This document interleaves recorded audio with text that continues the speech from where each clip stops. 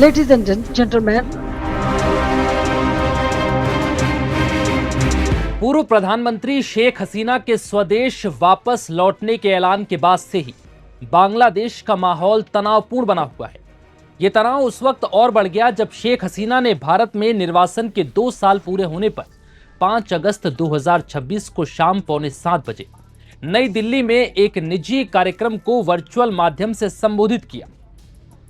इस दौरान उन्होंने दिसंबर में बांग्लादेश लौटने का ऐलान किया। उन्होंने साफ कह दिया कि अगर उन्हें मौत की भी सजा या जेल का सामना करना पड़ा तो वो भी करेंगे। हालांकि ये भाषण हसीना ने बंद कमरे में अंधेरे में दिया, जहां उनका चेहरा तक साफ नहीं दिख रहा था। इस 25 मिनट के भाषण के दौरान शेख हसीना के बेटे सजीब बाजे जॉय, पूर्व शिक्षा मंत्री मोहिबुल हसन चौधरी, क्रिकेटर और आवामी लीग के पूर्व सांसद शाकिब अल हसन समेत कई दिग्गज ऑनलाइन जुड़े थे।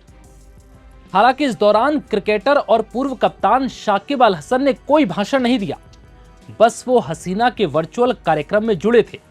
बस उनका ये कदम अब बांग्लादेश के एक तबके को नागवार गुजरा। गुस्साए लोगों ने क्रिकेटर शाकिब अल हसन के मगुरा शहर में बने घर पर पेट्रोल बम से हमला कर दिया। यह हमला रात करीब 8:45 से 9 बजे के बीच हुआ। मगुरा सदर पुलिस के अफसर मोहम्मद अब्दुल्ला अल मामून ने बताया कि कुछ उपद्रवियों ने पत्थर फेंके और खिड़कियां तोड़ी। हमलावरों ने घर में आग लगाने की भी कोशिश की। मीडिया रिपोर्ट्स के मुताबिक दावा किया गया कि हमलावरों ने कोल्ड ड्रिंक की बोतलों में पेट्रोल भरकर हमला करने की कोशिश की थी। कई लोगों के हाथ में ये बोतलें जिनमें पेट्रोल भरा हुआ था वो देखी गई। गनीमत यह रही कि हमले के वक्त घर खाली था। शाकिब अल हसन भी इस वक्त श्रीलंका में है। हालांकि इस घटना के बाद उनके घर के बाहर पुलिस फोर्स को तैनात कर दिया गया। बता दें कि अगस्त 2024 में हुए तख्तापलट के दौरान शाकिब अल हसन बांग्लादेश छोड़कर चले गए थे। उनकी गिरफ्तारी नहीं हुई। बाद में उनके खिलाफ छात्र आंदोलन के दौरान एक व्यक्ति की मौत से जुड़े हत्या के मामले समेत कुछ आपराधिक मामले दर्ज हुए। उस समय वो विदेश में थे और बांग्लादेश पुलिस उन्हें गिरफ्तार नहीं कर सकी। दरअसल अगस्त 2024 में जब बांग्लादेश में बगावत शुरू हुई तब भी शाकिब की आलोचना हुई थी। सरकारी नौकरियों में आरक्षण के खिलाफ शुरू हुए छात्र आंदोलन के दौरान शाकिब पर आरोप लगे कि उन्होंने आवामी लीग के सांसद होने के कारण चुप्पी साधे रखी और वो इस मुद्दे पर कुछ नहीं बोले।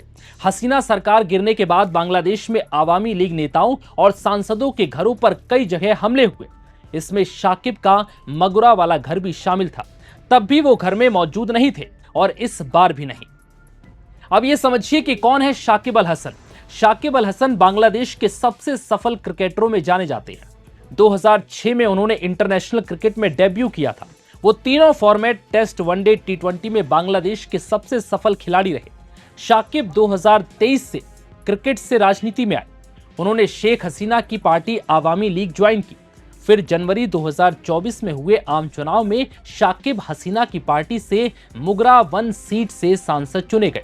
हालांकि वो सिर्फ 7 महीने ही सांसद के पद पर रह सके, क्योंकि अगस्त 2024 में बांग्लादेश में राजनीतिक बदलाव के बाद संसद भंग होने से उनकी सदस्यता समाप्त हो गई। बता दें कि 5 अगस्त 2024 को जन आंदोलन के बाद ढाका छोड़कर भारत आई 78 साल की शेख हसीना के खिलाफ बांग्लादेश की विशेष अदालत ने पिछले साल नवंबर में मौत की सजा सुनाई थी। बांग्लादेश की वर्तमान सरकार भारत से लगातार उनके प्रत्यर्पण की मांग कर रही है। हालांकि भारत सरकार की तरफ से अब तक इस पर कोई पुख्ता जवाब नहीं मिल पा रहा। इस बीच नई दिल्ली ने स्पष्ट नहीं किया है कि एफसीसी में आयोजित ये वर्चुअल प्रेस कॉन्फ्रेंस एक निजी मीडिया संस्थान का कार्यक्रम था या फिर भारत सरकार का इसमें कोई आधिकारिक हाथ है या नहीं। लेकिन इस बीच बांग्लादेश की पूर्व प्रधानमंत्री शेख हसीना के इस वर्चुअल संवाद के बाद काफी बवाल हो रहा है बांग्लादेश में। और सबसे बड़ी बात यह कि इस वर्चुअल संवाद में जिस तरीके से बांग्लादेश के क्रिकेटर और पूर्व कप्तान शाकिब अल हसन जुड़े थे, इससे लोगों में काफी नाराजगी है। लोग उनका विरोध कर रहे हैं। हालांकि वो इस वक्त बांग्लादेश में मौजूद नहीं है, वो श्रीलंका में है। लेकिन नाराजगी इस कदर है कि लोग उनके खाली घर पर पेट्रोल बम से और पत्थरों से हमला कर रहे हैं। फिलहाल पुलिस ने मोर्चा संभाल लिया है और उपद्रवी इस वक्त काबू में है। फिलहाल इस वीडियो पे इतना।